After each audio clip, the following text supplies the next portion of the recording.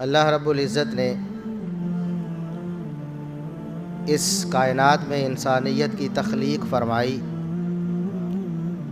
اس کی ابتدا ہمارے باپ سیدنا آدم علیہ السلام سے ہوئی۔ پھر اللہ رب العزت نے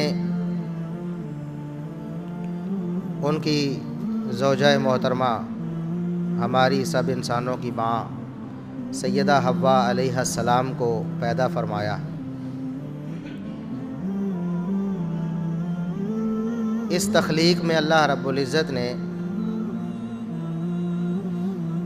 فطرت میں ہی شرم و حیا رکھ دیا تھا۔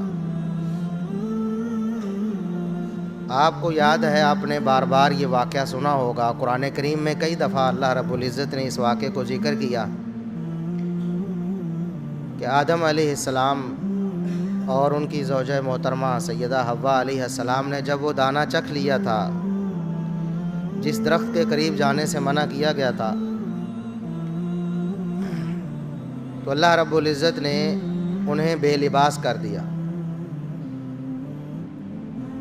اس وقت جنت میں صرف دو ہی فرد تھے، آدم اور ان کی زوجہ حوا علیہ السلام۔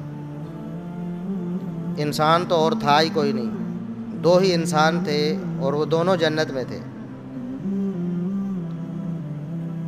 اور وہ دونوں میاں بیوی تھے جن کے بارے میں اللہ رب العزت نے قرآن میں بتایا ہے کہ وہ آپس میں ایک دوسرے کا پردہ ہے، ایک دوسرے کا لباس ہے۔ اس کے باوجود چونکہ فطرت میں ایک بات رکھی تھی، جیسے ہی ان کے لباس اترے ہیں جنت کے تو فوراً آدم علیہ السلام اور حوا علیہ السلام اپنے جسم کو درختوں کے پتوں سے ڈھانکنے لگے، درختوں کے پتے لے کر اپنے جسموں کے اوپر لگانے لگے کہ ہم بے لباس نہ رہ جائیں۔ یہ وہ فطرت ہے جو اللہ رب العزت نے انسانوں میں رکھی ہے۔